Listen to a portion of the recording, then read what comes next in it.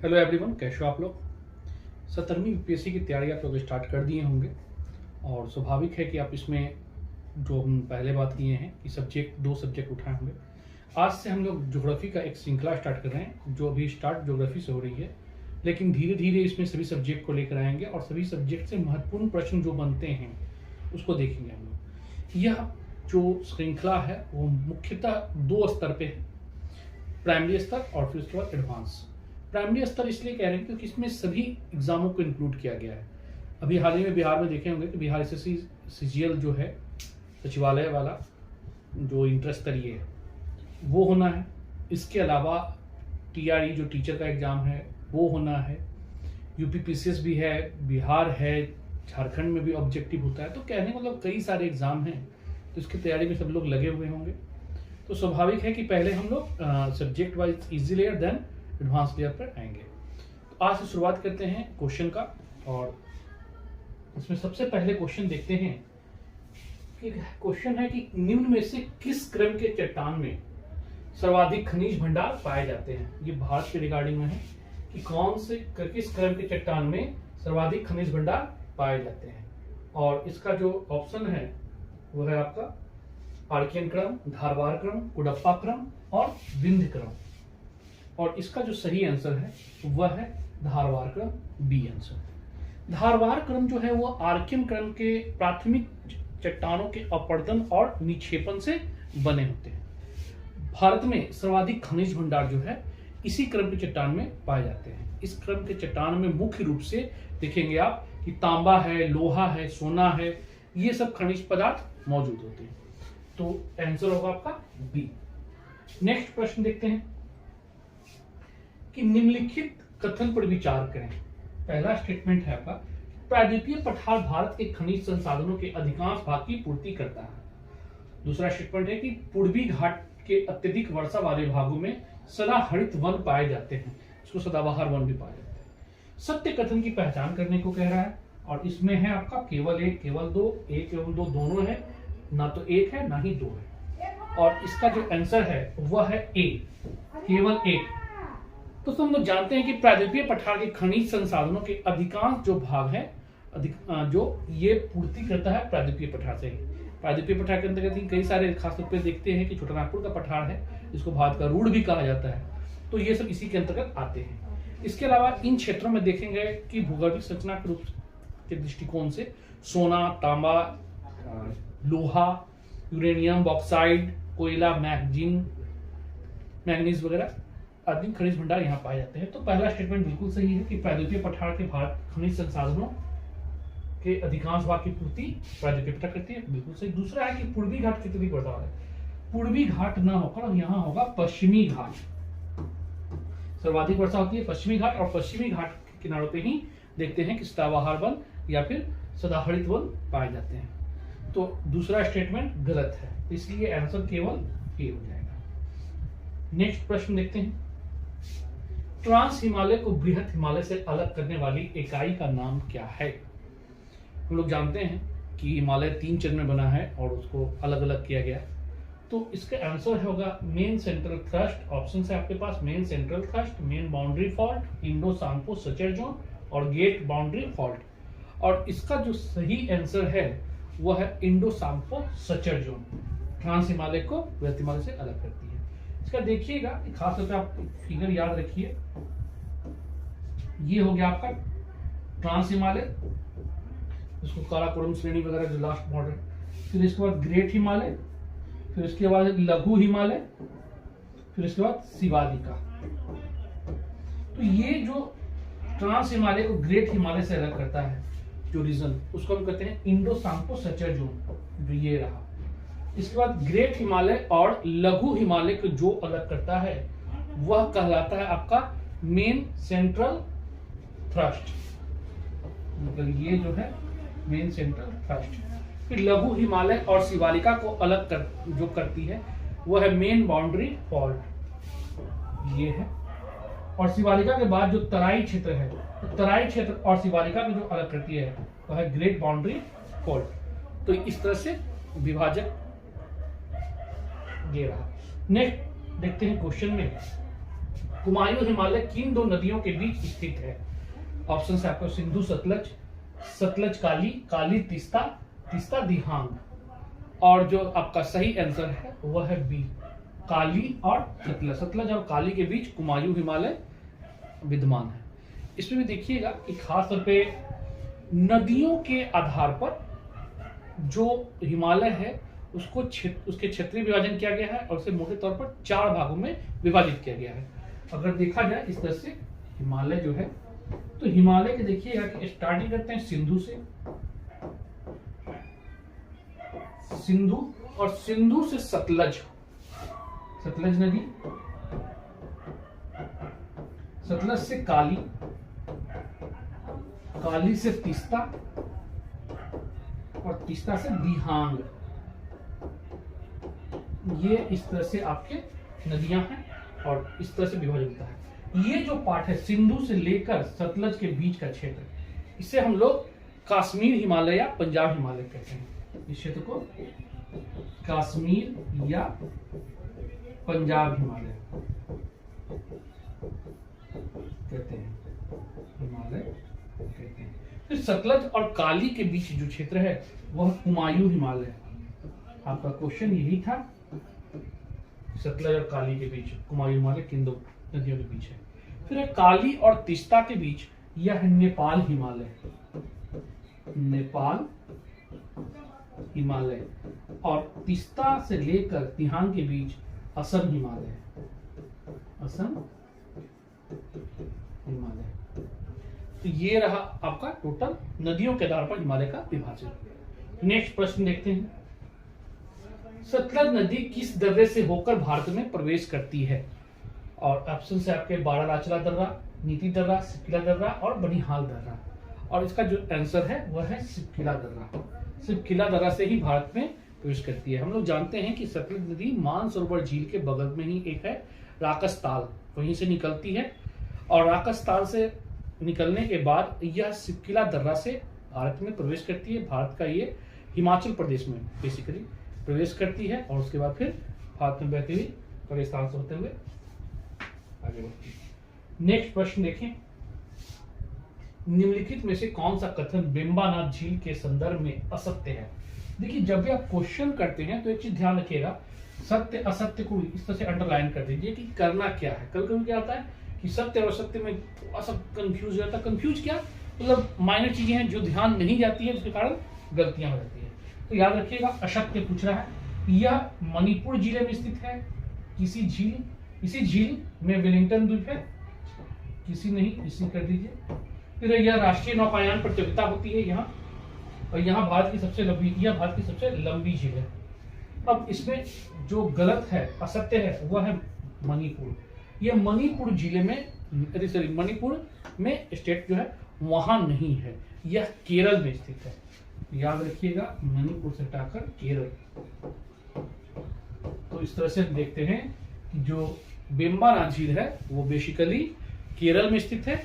इसी झील में वेलिंगटन द्वीप स्थित है जहां पर राष्ट्रीय नौकायान प्रतियोगिता आयोजित की जाती है। और याद रखिएगा कि वेलिंगटन द्वीप पर ही भारत का सबसे छोटा NH जो है NH 47A स्थित है इसी द्वीप पर। और यह जो झील है वह भारत की सबसे लंबी झील है। तो ये कुछ इंपॉर्टेंट पॉइंट है, इसको ध्यान रखिएगा। नेक्स्ट क्वेश्चन देखते हैं, निम्नलिखित कथन पर विचार करें। कथन क्या है कि प्रायद्वीपीय क्षेत्र की अधिकांश नदियां पश्चिम की ओर प्रवाहित होती है। और रीजन उसका पीछे कारण जो दिया जा रहा है कि इसका मुख्य कारण जो है, इसका मुख्य जल विभाजक पश्चिमी घाट है। अब कूट की सहायता से इसका चयन करना है। पहला है कि A और R दोनों सही है तथा R A का सही व्याख्या करता है। A और R दोनों सही है किंतु R A का सही व्याख्या नहीं करता है। A सही है किंतु R गलत है, R सही है किंतु A गलत है। और इसका जो आंसर होगा वह हो जाएगा कि A गलत है और R सही है, मतलब D। इसका आंसर है D। क्यों? तो देखिएगा, प्रायद्वीपीय क्षेत्र की अधिकांश नदियां पश्चिम की ओर प्रवाहित नहीं होती है बल्कि पूरब की ओर प्रवाहित होती है। प्रायद्वीपीय क्षेत्र याद रखिए, ये जो क्षेत्र था आपका, ये क्षेत्र, तो नदियां पश्चिम से पूरब की ओर प्रवाहित होती है। दो इसमें एक्सेप्शन है, नर्मदा और ताप्ती चूंकि भ्रंश में बहती है, अदरवाइज अधिकांश नदियां, लगभग नदियां जो है पूरब से पश्चिम से पूरब की ओर बहती है। तो ये स्टेटमेंट गलत है। इसका मुख्य कारण जल विभाजक पश्चिमी घाट है, बिल्कुल सही है कि जब गोंडवाना लैंड से हम लोग जानते हैं अफ्रीका का मेडागास्कर का क्षेत्र से अलग हुए थे तो यह क्षेत्र ही टूटकर बाहर हुआ था, इसलिए यह क्षेत्र ऊंचा है और यह मुख्य रूप से जल विभाजक का कार्य करती है। तो ये रहा आपका क्वेश्चन का आंसर। नेक्स्ट क्वेश्चन देखते हैं, किस निम्न भारत के प्रमुख जलप्रपात एवं नदी में कौन सा युग्म सुमेलित नहीं है? मतलब जो जलप्रपात और नदियां दी गई है इसमें कौन सुमेलित नहीं है? गरसोप्पा जलप्रपात, शरावती नदी, शिव समुद्रम जलप्रपात, कावेरी नदी, धुआंधार जलप्रपात, कृष्णा नदी, चुलिया जलप्रपात, चंबल नदी। और इसका जो आंसर है वह है सी, धुआंधार जलप्रपात कृष्णा नदी पर नहीं है बल्कि यह नर्मदा नदी पर है। तो याद रखिएगा, नर्मदा नदी पर धुआंधार जलप्रपात है। तो इस प्रकार इसका आंसर सी हो जाएगा। नेक्स्ट क्वेश्चन है, भूवैज्ञानिक कालानुक्रम के अनुसार निम्नलिखित का सही क्रम क्या है? अरावली, पूर्वी घाट, दक्कन ट्रैप, हिमालय। और कूट है आपका 4 2 3 1 1 2 3 4 2 1 3 4 3 1 2 4। और इसका जो सही आंसर है वो है आपका बी, 1 2 3 4 क्रम में है। हम लोग जानते हैं कि अरावली पर्वत का जो निर्माण हुआ था वह प्रोटेरोजोइक काल में हुआ था।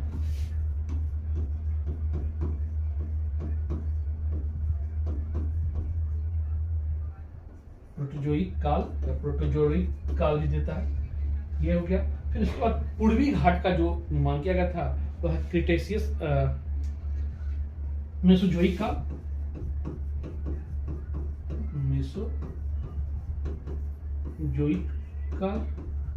फिर है दक्कन जो ट्रैप है वह है क्रिटेशियस काल,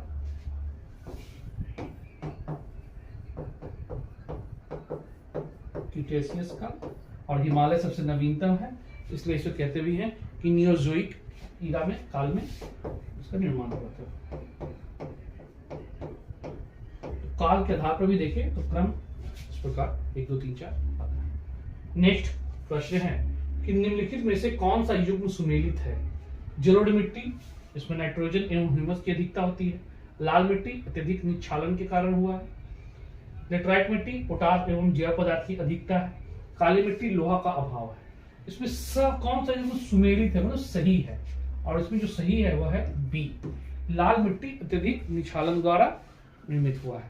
तो इस प्रकार देखें, लेकिन अदर का देखते हैं जैसे जलोढ़ मिट्टी। तो हम लोग जानते हैं कि जलोढ़ मिट्टी में फास्फोरस, नाइट्रोजन और जीवाश्म का अभाव होता है, अधिकता नहीं बल्कि अभाव। फास्फोरस, नाइट्रोजन और ह्यूमस या जीवाश्म जो कहिए उसका अभाव होता है। और लेटराइट मिट्टी पोटास एवं जैव पदार्थ की अधिकता, ऐसा नहीं है। लेटराइट मिट्टी में पोटास की तो अधिकता होती है लेकिन जैव पदार्थ की अभाव होता है, काफी कमियां होती है। तो ये अभाव है इसलिए यह भी ऑप्शन गलत है। काली मिट्टी लोहा का अभाव नहीं, लोहा की प्रचुरता होती है इसमें, अधिकता, लोहा की अधिकता। तो इस प्रकार देखिए तो जो सही आंसर है आपका लाल मिट्टी। नेक्स्ट प्रश्न देखते हैं, तड़ित झंझावात का संबंध निम्न में से किससे है? कपासी बादलों से, कपासी वर्षा बादलों से, पक्षाप बादलों से, अस्तरी बादलों से।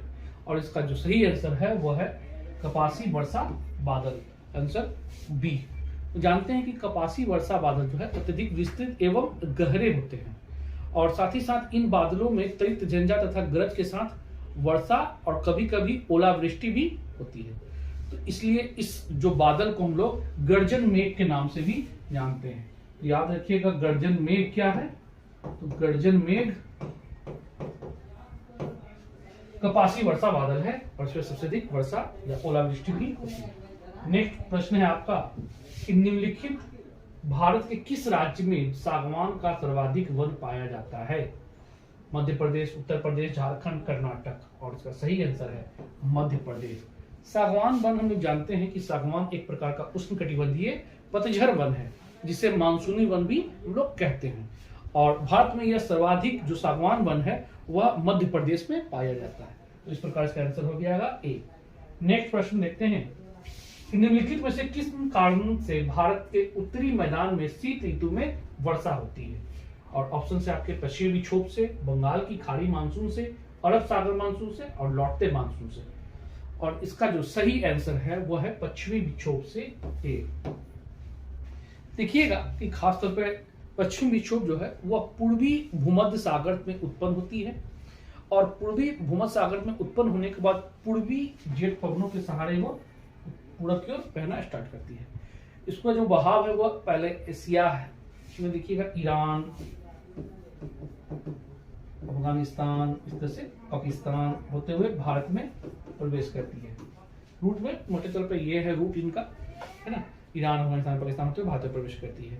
और भारत में प्रवेश करने के बाद शीतकाल में विशेष तौर पर देखिए अगर नवंबर दिसंबर से लेकर फरवरी तक का समय होता है, तो नवंबर टू फरवरी के बीच में वर्षा होती है और इस वर्षा में मुख्य कारण पश्चिमी विक्षोभ का पाया जाना है और रबी फसल के लिए बहुत ज्यादा ये इंपॉर्टेंट है, महत्वपूर्ण माना जाता है। अब नेक्स्ट प्रश्न देखते हैं कि कश्मीर घाटी निम्न में से किन दो पर्वत श्रेणियों के मध्य स्थित है? कांगड़ा और धौलाधर, पीर पंजाल एवं हिमाद्री, महाभारत और धौलाधर, पीर पंजाल एवं महाभारत। और इसका जो सही आंसर है वह है आपका पीर पंजाल एवं हिमाद्री, ऑप्शन बी। खास तौर पे देखिएगा कि जो कश्मीर घाटी है वो मुख्य रूप से दक्षिण पश्चिम में पीर पंजाल रेंज से लेकर और उत्तर पूर्व में यह जो क्षेत्र है मुख्य हिमालय जिसको हम लोग महान हिमालय या हम लोग हिमाद्री भी कहते हैं, हिमाद्री, इन दोनों के बीच में यह जो एक क्षेत्र पड़ता है जास्कर जो है, जास्कर श्रेणी, उसी के बीच में कश्मीर घाटी स्थित है। कश्मीर घाटी स्थित है। अब नेक्स्ट प्रश्न है,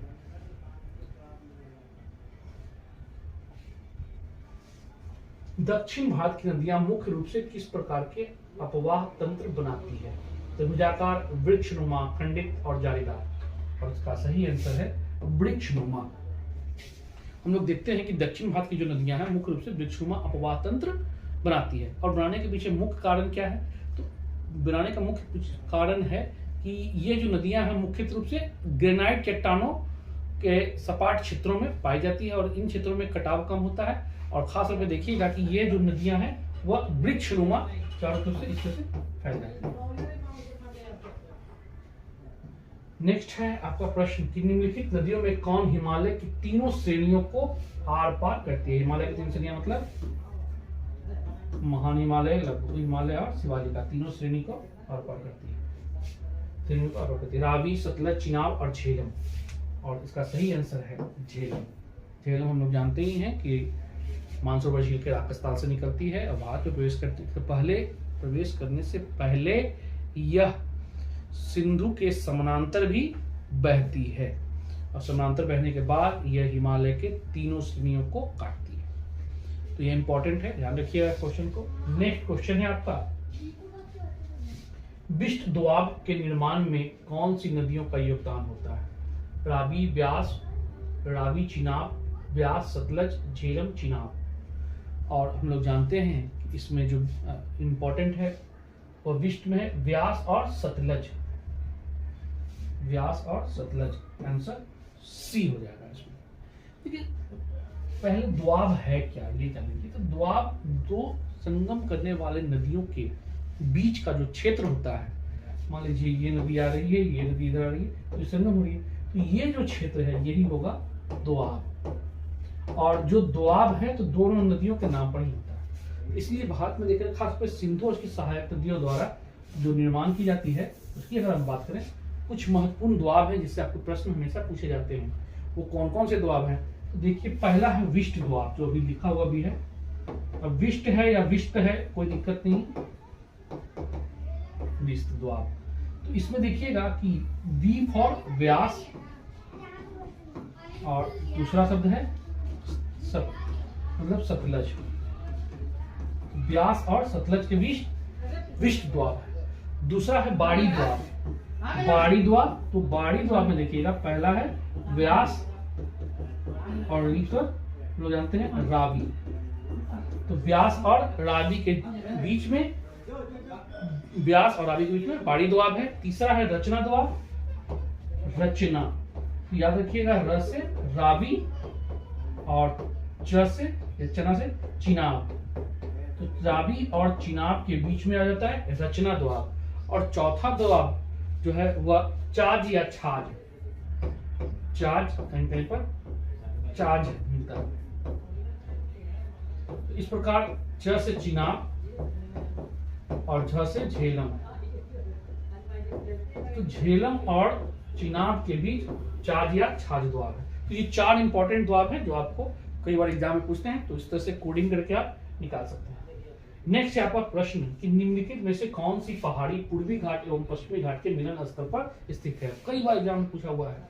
अन्नामला की पहाड़ी, पालनी की पहाड़ी, नीलगिरी की पहाड़ी, मैकाल की पहाड़ी, और सही आंसर है आपका नीलगिरी की पहाड़ी। इस तरह से आप देखिएगा कि जो पश्चिमी घाट है और पूर्वी घाट, तो ये पश्चिमी घाट और पूर्वी घाट के मिलन स्थल पर ही है इसका नीलगिरी की पहाड़ी। और नीलगिरी की पहाड़ी का सबसे सर्वोच्च चोटी दोदा बेटा, ये भी कई बार पूछा हुआ है, तो दोदा बेटा यही है। नेक्स्ट प्रश्न देखते हैं, निम्नलिखित में से कौन सी भारत की सबसे दक्षिण पहाड़ी श्रृंखला है, मतलब कौन सी सबसे दक्षिणी पहाड़ी श्रृंखला है, सबसे दक्षिण में कौन सी पाई जाती है। नीलगिरी पहाड़ी, नल्ला मल्ला की पहाड़ी, अन्नामलाई की पहाड़ी, काठगोदाम की पहाड़ी, और इसका जो सबसे आंसर है वो है काठगोदाम की पहाड़ी। देखिएगा दक्षिण भारत के क्षेत्र में खासतौर पर ये रहा आपका दक्षिण भारत। हम लोग जानते हैं कि दोनों के मिलन स्थल पर ही है इस तरह से आपका नीलगिरी की पहाड़ी। नीलगिरी की पहाड़ी के बाद यहाँ पर है आपका अन्नामलाई की पहाड़ी, अन्नामलाई की पहाड़ी, और अन्नामलाई की पहाड़ी के दक्षिण में है काठगोदाम की पहाड़ी। इसी काठगोदाम की पहाड़ी को हम लोग इलायची की पहाड़ी कहते हैं, या इसी को ही पालनी की पहाड़ी कहते हैं। तो याद रखिएगा कुछ भी पूछे, इलायची की पहाड़ी, पालनी की पहाड़ी, काठगोदाम की पहाड़ी, तो सबसे दक्षिणतम पहाड़ी यही स्थित है।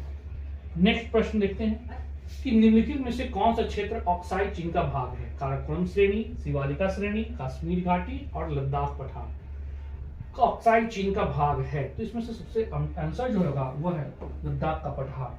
लद्दाख का पठार मुख्य रूप से ऑक्साइड चीन के क्षेत्र में भी आता है। अगर देखा जाए इस तरह से मैप में इंडिया का, तो हम लोग जानते हैं कि ये क्षेत्र ऑक्साइड चीन है, ये पीओके क्षेत्र है, पीओके ये ऑक्साइड चीन, और ये भारत का पार्ट यहाँ पर रहता है कश्मीर, यहीं पर आपका काराकोरम। खैर ये जो पार्ट है पूरा का पूरा ये आपका आता है लद्दाख के पठार में। तो लद्दाख का पठार के अंतर्गत ही ऑक्साइड चीन का भाग है। तो ये इस प्रकार 20 प्रश्न महत्वपूर्ण प्रश्न थे। इस तरह से लगातार प्रश्न लेके आते रहेंगे हर सब्जेक्ट का, हर विषय का, और उसमें इंपॉर्टेंट क्वेश्चन को आप लोग लगाते रहें, व्याख्या सुनते रहें, तो आप खुद से भी एनालिसिस कर सकते हैं कि आपकी तैयारी किस वे में चल रही है। ठीक है दोस्तों, फिर नेक्स्ट जल्दी मिलते हैं नए वीडियो के साथ, नए सब्जेक्ट के साथ, नए टॉपिक के साथ। अगर ज्योग्राफी से भी कुछ दिन और लेना है तो ज्योग्राफी में नए क्वेश्चन के साथ।